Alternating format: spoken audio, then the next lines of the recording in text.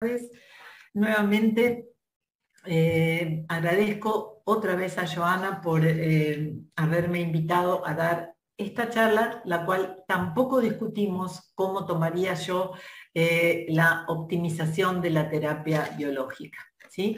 Estos son mis conflictos de interés. Esta es la bibliografía recomendada, siempre al pie de cada slide van a ver la bibliografía, y lo primero que hice es buscar, ¿sí?, en un diccionario serio qué es optimizar. ¿Qué quiere decir optimizar?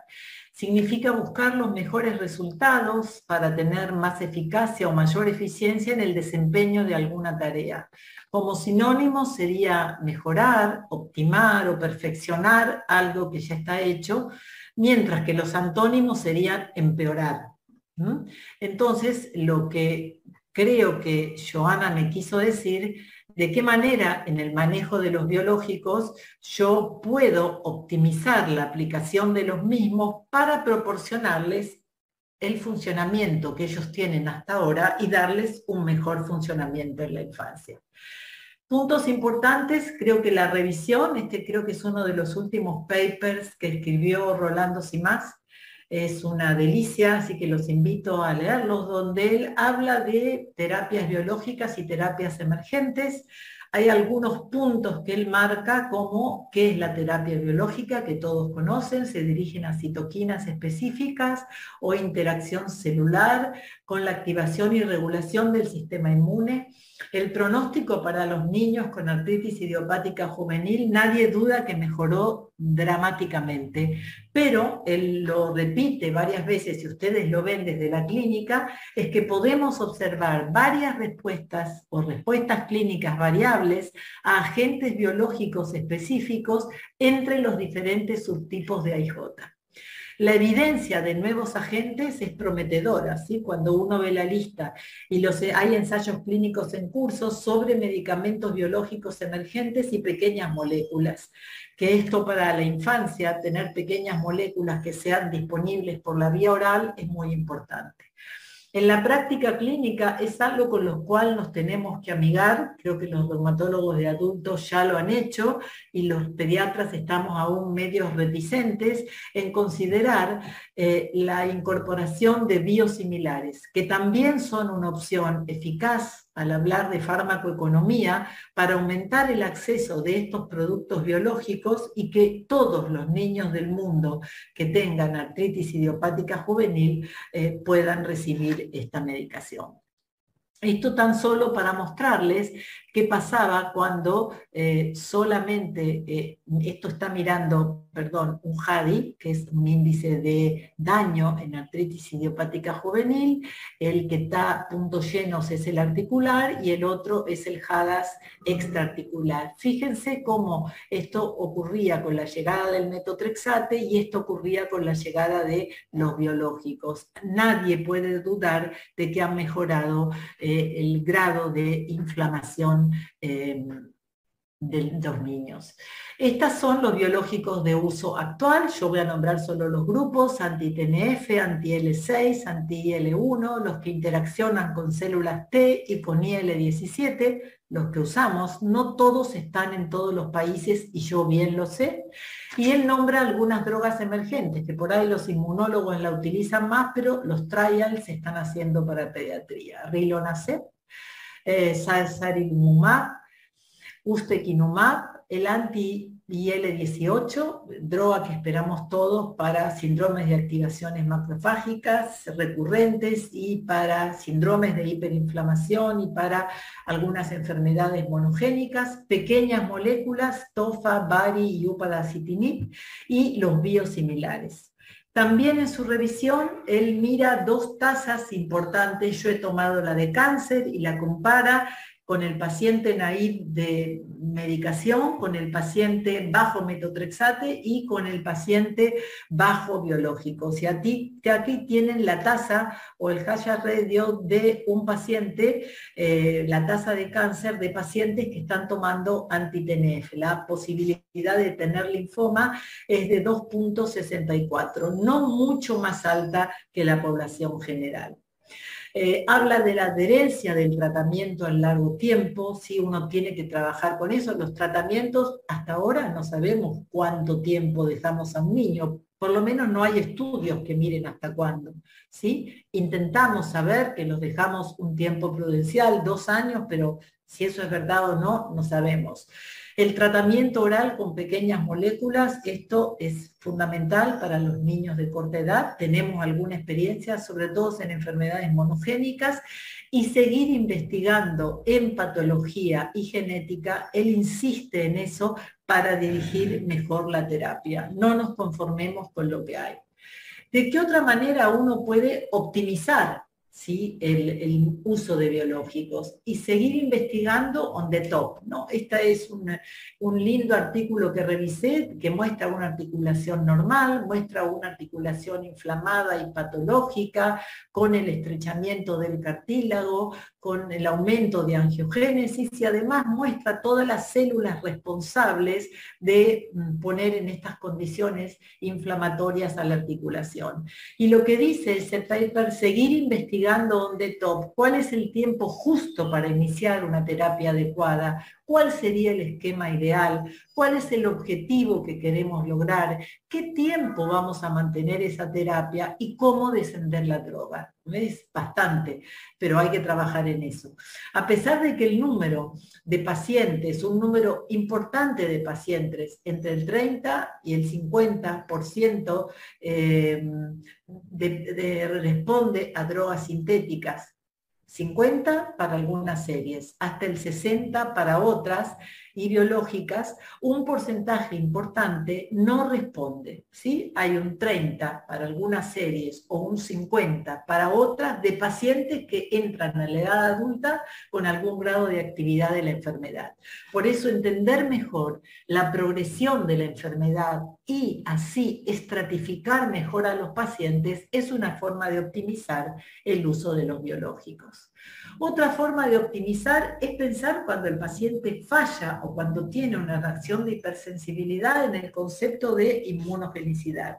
Esto ocurre cuando estas drogas ingresan al cuerpo y de alguna manera son capaces de producir alguna reacción inmune a través de la generación de anticuerpos antidroga, ya sean neutralizantes o no neutralizantes. Y nos vemos obligados, cuando el paciente falla a la respuesta en forma primaria o secundaria, tiene reacciones de hipersensibilidad o suponemos que su aclaramiento está acelerado, ¿sí?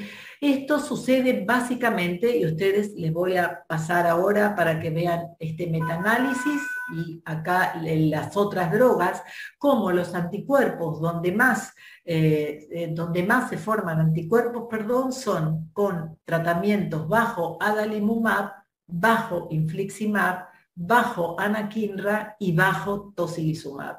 ¿Y de qué manera lo podemos ver esto nosotros? Otra vez repito, falta respuesta terapéutica, reacción de hipersensibilidad y un aclaramiento acelerado de la droga.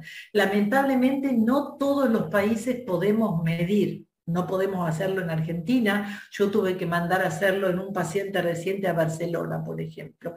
Y sí sabemos que a veces algunas de las técnicas que hay para contrarrestar la formación de anticuerpos, sobre todo con adalimumab o con infliximab, es utilizar inmunosupresores asociados. El pool total reportado en la formación de anticuerpos antidroga para artritis idiopática juvenil es de casi el 17%.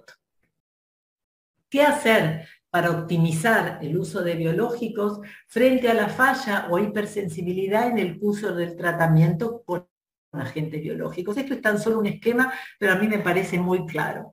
Si el tratamiento falla o hay hipersensibilidad al agente biológico, lo correcto sería medir la concentración de la droga en sangre. Si esta es suficiente concentración, ¿sí?, switcharlo por otro agente biológico. Si la concentración es baja, es ahí donde tenemos que medir estos anticuerpos. Y estos anticuerpos en su medición pueden ser positivos o negativos. Si son negativos en sus anticuerpos, vamos a revisar qué pasa con la compliance, vamos a revisar qué pasa con la dosis. Quizá lo que tengamos que hacer en el caso de que sean negativos y que además haya baja concentración es reajustar la dosis, mejorar la compliance, optimizar la compliance o aumentar la dosis en algunos casos, ejemplo con el infliximab, o si no, switchar el agente biológico. ¿Qué ocurre cuando los anticuerpos son positivos? ¿Sí? Sobre todo si son neutralizantes. Es ahí cuando nos planteamos adherir una terapia inmunosupresora como el metotrexate, en adalimumab y en infliximab. Estoy hablando para pediatría específicamente. Escalar la dosis o switchar el agente biológico. He encontrado otro gráfico, esto lo usan los adultos, pero que me parece importante porque ellos no solo hablan de la inmunogenicidad de sus pacientes que puede alterar o disminuir la eficacia y la tolerabilidad de ellos, sino que ya buscaron factores de riesgo y ya saben que cuanto más largo es el tratamiento, ¿sí? Más actividad de la enfermedad haya o más duración de la enfermedad haya y el cigarrillo, eso es un factor de riesgo para que el paciente tenga inmunogenicidad. Así como los DMARDs que utilizan para que esa inmunogenicidad disminuya, no solo es el metotrexate, sino utilizan sulfas, leflunomida y antimaláricos. Un punto importante es saber que existe más inmunogenicidad cuando uno utiliza la vía subcutánea que cuando uno utiliza la vía oral endovenosa. Por la respuesta que tienen las células dendríticas de la piel con receptores inmunos hace que la posibilidad de inmunogenicidad sea más alta. Otra forma de optimizar es amigarnos con los biosimilares. Esto lo tomé porque Parlar ha decretado ya su uso en Latinoamérica según las normas de la WHO. Y acá lo que les muestro es cómo empezó a regularse, ¿sí? Allá por el 2010, el 2011 en algunos países, y las regulaciones ya estaban en preparación al momento de la publicación, que fue en el 2019, pero ya están en uso en una gran parte de esos países. ¿Qué voy a mostrarles ahora?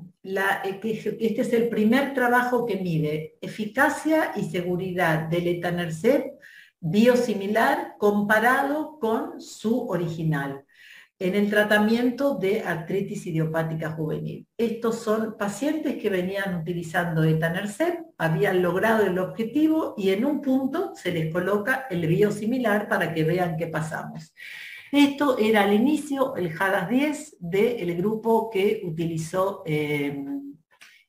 estos son etanercept y estos son biosimilares, y esto es el número de articulaciones activas con etanercept y esto es con su biosimilar. Fíjense qué pasó al seguimiento, ¿sí? Tanto en el grupo que usaba etanercept como en el que usaba biosimilar, en ambos grupos el HADAS disminuyó significativamente. Fíjense lo que pasó con el número de articulaciones activas. También disminuyó significativamente, ya sea con su biológico o su biosimilar.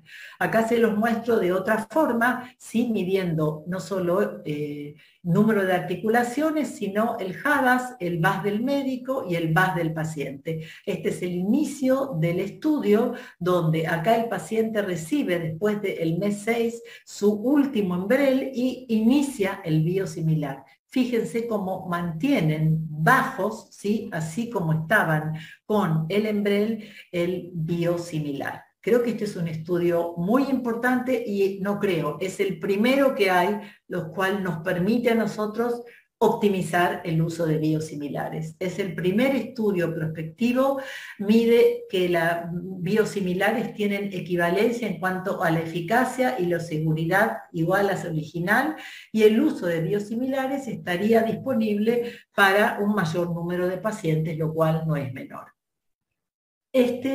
Esto sí tomé este esquema y lo dejé en inglés porque me pareció importante. Esto lo hace un grupo que trabaja además con padres para analizar la temática de cuando uno va a switchar un biosimilar, cuáles serían los puntos que debería trabajar con ese paciente. No solo los puntos, sino que dicen que esto debe estar escrito, debe estar dicho y debe estar escrito para que el padre lo pueda leer y entender. Vuelvo a repetir, estos temas fueron identificados por pacientes y padres sobre la percepción al hacer este switch.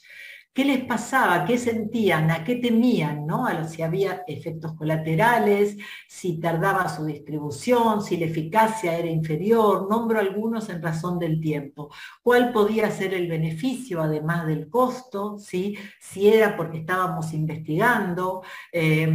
Otra era si eran igual de equivalentes. El otro punto importante es creerle al médico que se lo está contando, lo cual eso es importantísimo y a veces esto no requiere una sola reunión, sino requiere varias, y cómo se administraría la droga. Si el tipo de device sería similar, a veces le preguntan si el color quiere decir algo, si el líquido que pasa dentro cambia de color, si eso significa algo.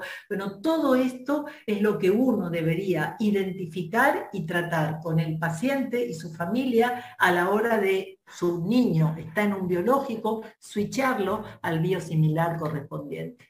En este slide voy a mostrarle, tal cual lo pedía Rolando Simas, cuándo sería ideal iniciar con un agente biológico y en qué grupos, ¿sí?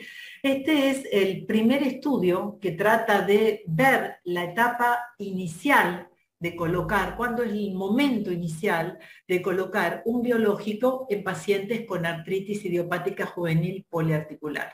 Este estudio se llama STOP GIA, Start Type Optimization of Biologic en Poliarticular GIA.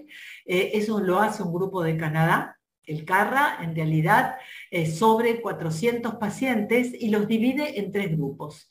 A un grupo que utiliza la técnica del step up, a otro grupo la combinación temprana, ¿sí? Y en otro grupo utiliza el dar biológicos de entrada.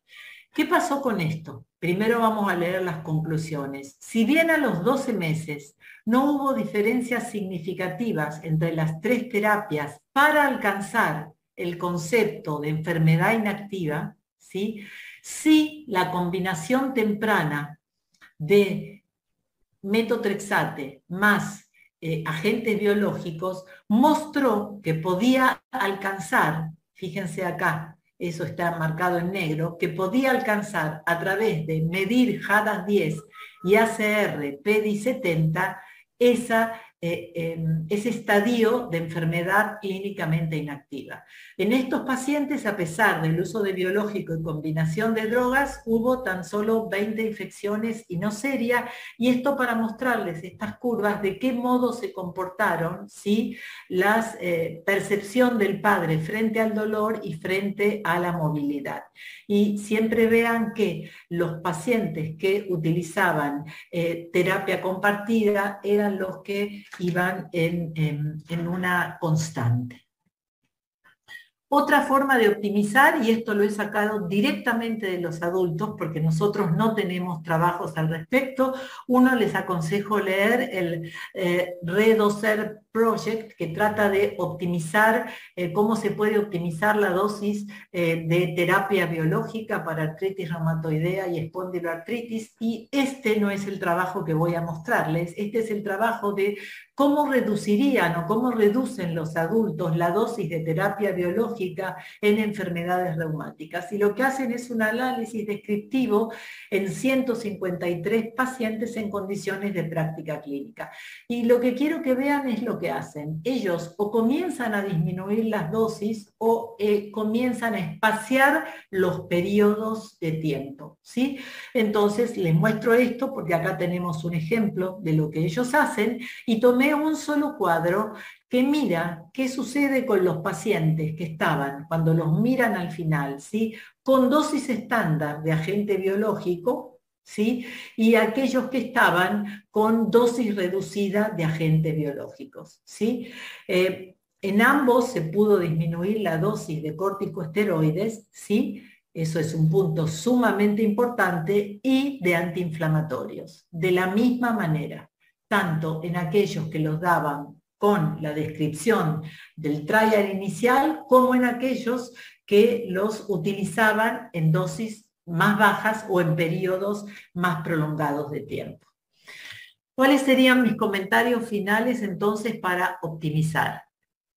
Vimos que hay una gran cantidad de target variables para disponer de estudios y drogas dedicadas a obtener una respuesta temprana y sostenida con la menor cantidad de efectos colaterales secundarios.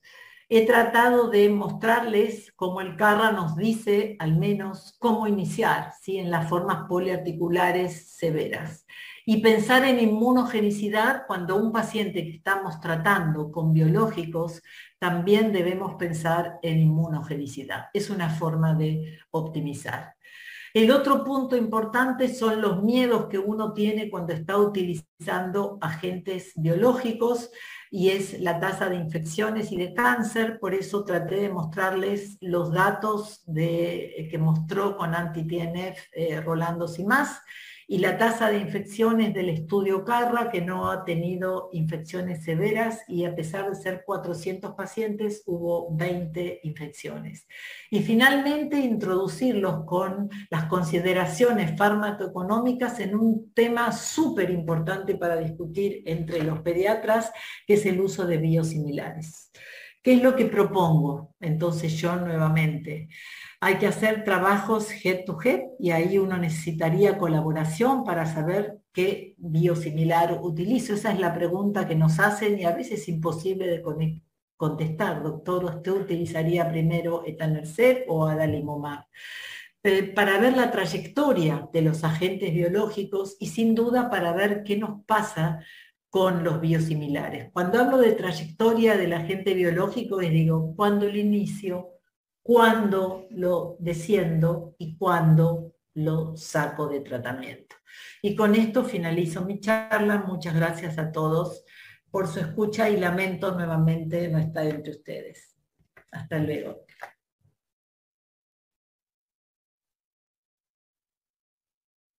Bueno, muchas gracias a todos los conferencistas, a la doctora Clara Malagón, a la doctora Pilar Guarnizo, si nos pueden acompañar acá al frente, por favor. La doctora Sheila está conectada desde Estados Unidos, nos está acompañando para resolver preguntas, lo mismo que la doctora Graciela Espada. Por la situación del tiempo y ya se acerca la próxima sesión, solo tenemos 2 preguntas que ya hemos recibido de algunas personas del auditorio. Y vamos a aprovechar la presencia de la doctora Sheila para que nos colabore con la primera pregunta. La primera pregunta es, ¿cómo se manejan los casos refractarios de uveitis en los niños que ya están siendo tratados con metrotexate y con anti-TNF y que no responden al tratamiento? Si tiene alguna recomendación en este tipo de pacientes. Muchas gracias.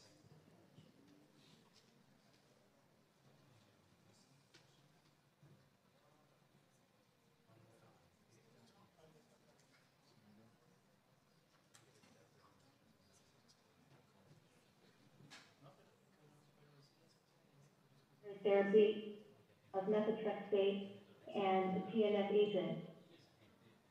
In general, the recommendations for the next treatment can include abatacept, tocilizumab are the 2 main treatments we recommend. However, in my experience, especially since there has been a previous randomized controlled trial, I tend to use tocilizumab first. It seems to be more successful in treating UVIs compared to abatacept. I've also found that in children who have associated cystoid macular edema, or CME, as shown by Dr. Ramanand's previous trial, they seem to respond better to tocilizumab as well. So that tends to be my agent in children who fail methotrexate and TNF. Thank you very much, Doctor. We really appreciate your talk. Muchas gracias, doctora. Fue excelente tenerla con nosotros en este evento. Para la doctora Graciela Espada, también nuestros más grandes agradecimientos. Sabemos el gran esfuerzo que hace siempre para compartir con nosotros y lo apreciamos mucho, así como la calidad y contenidos de sus presentaciones. Hay acá una pregunta para usted y es sobre cómo se discrimina, cómo se diferencia en el uso de biológicos la falla terapéutica versus la mala adherencia. ¿Qué recomendaciones usted nos podría dar para poder discriminar entre estos dos tópicos, refractoriedad versus falta de adherencia? Gracias, doctor. Hola, ¿me escuchan? Correcto, doctor. Ok. En realidad es difícil hacer una diferenciación clínica, si bien yo les mostré un esquema donde hay que pensar las dos cosas, ¿sí? Cuando el paciente falla la respuesta terapéutica. En general, los pacientes que hacen inmunogenicidad y que tienen una mala respuesta por inmunogenicidad o falla terapéutica, que puede ser primaria o secundaria, lo hacen con la medicación a largo plazo, les diría yo, cuando están recibiendo, en este caso, el biológico en largo plazo, ¿sí? Y un paciente no adherente, ¿sí?, puede ser un paciente no adherente de inicio, ya sea porque no quiere recibir la medicación por la vía que se le estamos dando, por temor a los pinchazos, o porque realmente hace efectos colaterales que lo siente en su cuerpo o reacciones adversas. Lo ideal, volviendo a ese esquema que les mostré, porque entiendo que me lo preguntan en relación a si hay alguna otra causa de falla. La droga puede fallar por múltiples causas, no solo por inmunogenicidad. Yo toqué una, pero habría que revisar inmunogenicidad y habría que revisar adherencia. En mi país yo no puedo hacer dosaje de anticuerpos antidrogas, ¿sí? Entonces reviso absolutamente todas las causas que hay, y para ver adherencia en realidad con los pacientes es ahí donde uno tiene que hablar con el paciente y la familia para ver qué es lo que está ocurriendo, y utilizo como varios elementos o instrumentos para hablar de adherencia. Si bien yo no he hablado para nada del YAMAR el día de ayer, que me parece un instrumento muy valioso, pero es un instrumento sumamente largo para utilizar en la conducta, en la consulta práctica diaria, uno podría tomar la parte que habla de adherencia de ahí, o si no, interrogar al paciente en 2 o 3 tópicos, a ver qué es lo que ocurre, si es por el sabor, si es por la vía o si es por el miedo que tiene a recibir la medicación. No sé si con esto he respondido lo que me preguntan. Sí, perfecto, doctora. Muchas gracias.